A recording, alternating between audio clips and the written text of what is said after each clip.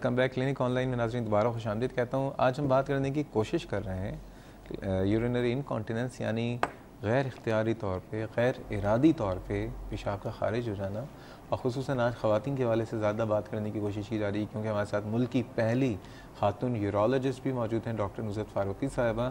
اور ایک چیز یہ ہے کہ آپ کی کالز, کیونکہ آپ کی جو کالز ہوتی ہیں میں ان کو روک نہیں پاتا ہوں. مجھے پتہ ہوتا ہے کہ بہت مشکل سے کال مل رہی ہوتی ہے, لیکن یہ کہ ٹاپک کو بھی ڈسکس کرنا ہوتا ہے. جن کی کال نہ ملے ان سے بہت معذرت. ڈاکٹر صاحبہ یہ بتائیے کہ آپ نے بتایا اسٹریس انکانٹیننس کی سرجری ہے, 15 سے 20 منٹ کی سرجری ہے, آئیں سرجری کرائیں شام میں گھر چلے جائیں. بالکل. اچھا, اس کے ظاہر بات ہے ہر چیز کی کاسٹ ہوتی ہے, لیکن اس وقت ہماری کتنے ایسی بھی خواتین ہوں گی جو کہ شاید آغا خان کا نام سن کے ایک تو خوفزدہ ہو جاتی ہوں گی. شاید افورڈیبلٹی کا بہت ایشو ہے آج کل. آپ کو پتہ ہے فائنینشیل حالات لوگوں کے زیادہ اچھے نہیں ہیں. ایسے تمام لوگ جو افورڈ کر سکتے ہیں وہ تو چلیں اویل کریں, لیکن جو افورڈ نہیں کر سکتے وہ کیا صرف حسرت اور امید کی تصویر بنے رہے؟ نہیں, بالکل نہیں, بالکل نہیں, بالکل بھی نہیں.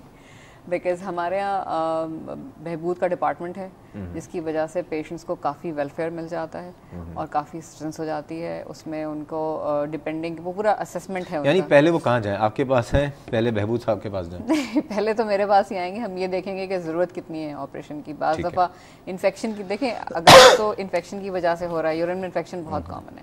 سو اگر انفیکشن کی وجہ سے آپ اس کو ٹریٹ کرتے ہیں تو اسٹریس انکانٹیننس بھی کسی حد تک ٹھیک ہو جاتا ہے.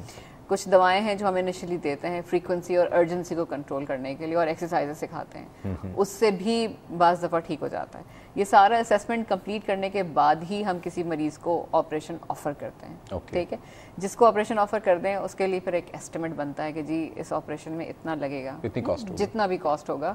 اگر وہ نان افورڈنگ ہیں تو ہاسپٹل میں آغا خان میں اسپیشلی ایک ادارہ پورا بہبود کا بیٹھا ہوا ہے جو کہ صرف اسی طرح کے پیشنٹس کی ہیلپ کرتے ہیں. اور میں نے تو یہ دیکھا ہے کہ 10% فی پہ بھی لوگوں نے آپریشن کرائے ہیں. یعنی اگر 1 لاکھ ہے تو کاسٹ 10,000 روپے پہ کام ہوگا. بالکل, اگر زکوٰۃ ایلیجبل ہیں تو ڈیفینیٹلی. اچھا, لوگ زکوٰۃ I think is a wonderful system in Islam, لیکن اب بہت سے لوگ ہوتے ہیں بیماری پال رہے ہوتے ہیں, افورڈ نہیں کر سکتے, لیکن زکوٰۃ کے نام پہ زکوٰۃ کی ظاہر بات ہے کہ کچھ ہیں کہ کچھ لوگ زکوٰۃ, لیکن ایلیجبلٹی ایک تو پیشنٹ خود بھی بتاتا ہے, دوسرا ہاسپٹل بھی اسیس کرتا ہے. اور اگر وہ زکوٰۃ نہیں لینا چاہتے, بہت سارے ایسے لوگ ہیں جو نہیں لینا چاہتے, تو پھر ان کو نان زکوٰۃ فنڈ سے بھی سپورٹ کیا جاتا ہے. اچھا, اس کے لیے میں یہاں پہ ایک چیز اناؤنس کروں گا کیونکہ آغا خان کے اندر یہ سسٹم ہے, اور ایک تاثر یہ کہ آغا خان صرف امیروں کا ہی ہے, وہاں جائیں صرف روم میں رہیں, ایسا نہیں ہے. آغا خان کے اندر جو کوالٹی آف کیئر ہے وہ چاہے وہ پرائیویٹ روم میں ہو چاہے وہ جنرل وارڈ میں ہو, ہر طرف بہت اچھی ہے.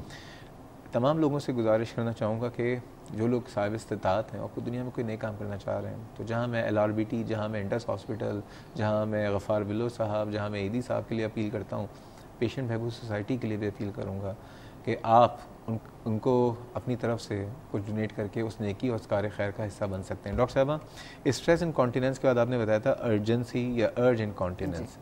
دوبارہ میں چاہوں گا تھوڑا سا بتا دیجیے, اور مسئلے کا حل کیا ہے اس کا, کہ یہ کیوں ہوتا ہے اور کن لوگوں میں ہوتا ہے؟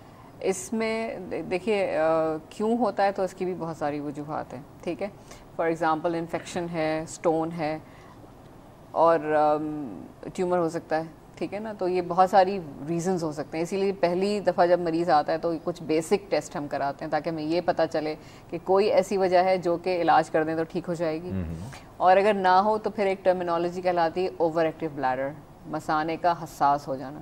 ٹھیک ہے, اس میں ہم یہ ساری چیزیں ایکسکلوڈ کر لیتے ہیں کہ اسٹون نہیں ہے, انفیکشن نہیں ہے, یا بلیڈر خالی ہو چکا ہوتا ہے. نہ خالی ہو رہا ہو تو اس کے اپنے ٹریٹمنٹس ہیں. ٹھیک ہے نا. سو اگر صرف اوور ایکٹیو بلیڈر ہو یا ارجنسی اور ارجنٹ کانٹیننس ہے تو پھر اس کے لیے دوائیں دی جاتی ہیں. سمپل ٹیبلٹس دے دیتے ہیں اور اس سے بلیڈر کنٹرول میں آ جاتا ہے.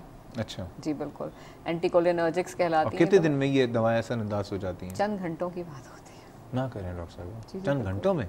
ارے واہ. بالکل.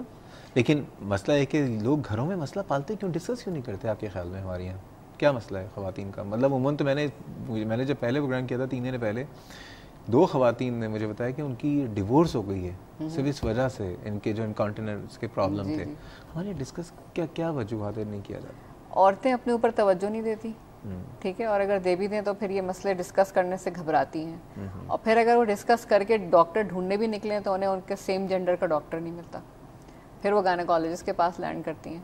ٹھیک ہے نا. گائنیکالوجسٹ کے ڈومین میں ہی نہیں آتا, پیور گائنیکالوجی کی ڈومین میں نہیں آتا, یورو گائنیکالوجی کی ڈومین میں. یورو گائنیکالوجسٹ بھی کتنے ہماری ہیں؟ بہت کم ہے. گنتی میں آپ انگلیوں پہ گن سکتے ہیں, ٹھیک ہے نا. تو یہ جو یورولوجیکل پرابلمس ہیں یہ پیور فیمیل یورولوجی یا یوروگائنیکالوجی کی ڈومین میں آتے ہیں. تو جیسے ارجنسی, ارجنٹ کانٹیننس ہے, آپ سارے انویسٹیگیشنس کر لیں, اور اگر بلیڈر خالی ہو رہا ہے الٹرا ساؤنڈ کرنے کے بعد دیکھنے سے پتہ چل جاتا ہے, تو پھر سمپل دوائیں دی جاتی ہیں, اور یہ دوائیں 80 to 90% لوگوں میں افیکٹو ہیں. ایک دوا نہیں, تک یہ دوا لینی ہوتی ہے, یہ تقریباً انیشلی میں 3 مہینے کے لیے دیتے ہیں, اور اگر اس کے بعد پرابلم پرسسٹ کرے تو پھر کنٹینیو بھی کر سکتے ہیں, اور نہیں تو پھر بند کر دیتے ہیں. شارٹ لیو پروسیجرز ہوتے ہیں یہ سارے. اچھا, ایک اور چیز آپ نے بتائی, مکس انکانٹیننس, جس میں اسٹریس انکانٹیننس بھی ہوگا اور جس میں ارجنٹ کانٹیننس بھی ہوگا. یہ ہمارے یہاں کتنا ہے اور اس کا کیا حل ہے؟ یہ زیادہ کامن ہے. پیور اسٹریس یا پیور ارجنٹ کانٹیننس کم ہے, اور مکسڈ انکانٹیننس کا انسیڈنس زیادہ ہے. ٹھیک ہے, اس میں ہم پیشنٹ سے پوچھتے ہیں, بیکاز یہ کوالٹی آف لائف ایشو ہوتا ہے, کوانٹٹی پہ کوئی فرق نہیں پڑتا زندگی کی, ٹھیک ہے نا. تو جو سفر کر رہا ہوتا ہے اسے پتہ ہوتا ہے, تو ہم اس سے پوچھتے ہیں کہ آپ کو پہلے کیا ٹھیک کرانا ہے, اسٹریس انکانٹیننس چاہیں گی پہلے ٹھیک ہو جائے یا ارج, اور ڈپینڈنگ کہ ان کی کیا ایکسپیکٹیشنس ہیں ٹریٹمنٹ سے, اس حساب سے علاج ہوتا ہے. ارجنسی کا علاج بہت آسان ہے, سمپل دوا دینی ہوتی ہے اور ارجنسی ٹھیک ہو جاتی ہے. ٹھیک ہے, اسٹریس انکانٹیننس کے لیے خواتین سے جب کہو کہ آپریشن کرانا ہے تو وہ ویسے ہی پیچھے ہٹ جاتی ہیں, آپریشن نہ کریں, ویسے ہی ٹھیک کر دیں. تو ڈپینڈنگ کی پیشنٹ کی ایکسپیکٹیشن. پینفل بہت ہوتا ہے, تکلیف نہیں, ایک بس کانسیپٹ ہے کہ آپریشن نہیں کرانا. 50 سال کے ہو گئے, اب تو ہم کچھ نہیں کرائیں گے, اب تو ہم قبر میں جائیں گے. نہیں, آپریشن کا دماغ میں کیا آ جاتا ہے, سب کاٹیں گے, پیٹیں گے, کوئی کٹ نہیں ہوتا. 3 چھوٹے چھوٹے اسٹیب انسیشنز ہوتے ہیں, 2 ٹانکے آتے ہیں. صرف 2 ٹانکوں کا کام ہے؟ جی بالکل, بتا رہی ہوں آپ کو. 15 منٹ کا آپریشن, بہت مائنر سرجری جس کو کہہ سکتے ہیں. بہت مائنر تو نہیں کہہ سکتے, کیونکہ آپریشن بہرحال آپریشن ہوتا ہے, ہر طرح کی کمپلیکیشنز ہر آپریشن کے ساتھ ہیں, تو اس کے ساتھ بھی ہوتی ہیں, لیکن یہ کہ ہے کامن پروسیجر, اور اب کافی لوگ کر رہے ہیں. کراچی کے علاوہ لاہور میں, اسلام آباد, پنڈی, فیصل آباد کہیں وہاں کی خواتین کیا کریں ڈاکٹر صاحبہ؟ ویل, ان سب کو پرابلمس تو ہیں, بیکاز ابھی ہم نے ایک شو لاہور میں کیا تھا اور ایک پنڈی میں جا کے ہم نے اسکریننگ کلینکس کی تھیں, اور ساری خواتین اسی طرح سے گئی تھیں آپ کراچی سے اٹھ کے لاہور شفٹ ہو جائیں اور ٹریٹمنٹ کریں. تو وہ کیونکہ ابھی میں کال ابھی ہم نے روکی کچھ دیر کے لیے, کیونکہ ہم ڈسکس کرنا چاہ رہے تھے, لیکن مجھے پتہ ہے کالرز کی اس وقت لائن لگی ہوئی ہے. مسئلہ بہت دیکھیں, لوگوں کی زندگیاں بڑی ایک عذاب بن گئی ان خواتین کی. ڈاکٹر صاحب یہ بتائیے کہ ایک چیز میں دوبارہ آؤں گا کہ آپ نے ایک بات بتائی کہ ایک بہت بڑا مسئلہ ہوتا ہے کہ پیلوک فلور ایکسرسائزز جو ہیں ہماری یہاں نہیں ہوتی ہیں. تمام گائناکالوجسٹ کو یا تمام پاکستان کے, کیونکہ یہ تو آپ ان گائناکالوجسٹ کو بتا رہی ہیں جو اچھے پرائیویٹ ہاسپٹل میں جو کرا رہے ہیں, یا اچھے ہاسپٹلس بہت دیکھیں بہت کم لوگ ہیں جو اچھے ہاسپٹل کی طرف جاتے ہیں, زیادہ تر تو ایوریج یا گورنمنٹ ہاسپٹلس میں جا رہے ہیں جہاں پہ ایسا کچھ نہیں ہوتا. کیا طریقہ کار ہے کہ اس سے پیلوک فلور ایکسرسائزز کیا ہوتا ہے, کیا ویسے کچھ آئیڈیا ہے آپ کو, کیا کرتے ہیں اس میں؟ بیسکلی پیلوک فلور مسلز کو اسکویز کراتے ہیں اور اس کو ہولڈ کر کے رکھنا ہوتا ہے تھوڑی دیر کے لیے, اور ریلیکس کرنا ہوتا ہے. یہ ڈفرینٹ 3-4 سیٹ آف ایکسرسائزز ہیں. فار ایگزامپل, یورین کرتے ہوئے تھوڑا سا یورین روک لیں فار 5 سیکنڈس اور پھر کر لیں. ایک تو یہ ہے, ٹھیک ہے. ٹانگوں کو موڑیں, درمیان میں تکیہ رکھیں اور اس کو دبائیں اور 10 تک گنیں اور ریلیکس کر لیں. ٹھیک ہے, دوسرا سیٹ یہ ہے. تیسرا سیٹ یہ ہے کہ جیسے فار ایگزامپل نماز پڑھتے ہوئے ہوا خارج ہونے لگے تو آپ روک لگتے ہیں تاکہ رکعت پوری ہو جائے. اسی طرح سے امیجن کرنا ہے کہ وہ سچویشن ہے اور آپ نے ٹائٹ کرنا ہے اس ایریا کو, اس مسلس کو, اور پھر 10 تک گنتی گنی اور پھر ریلیکس کر دینا ہے. یہ سمپل سی ایکسرسائز ہیں جو دن میں صبح دوپہر شام کر سکتے ہیں, اور ہر دفعہ 10 دفعہ کر لیں تو I think pelvic floor muscles کی اچھی, دس از کیگل ایکسرسائزز, تو کر سکتے ہیں اس کو.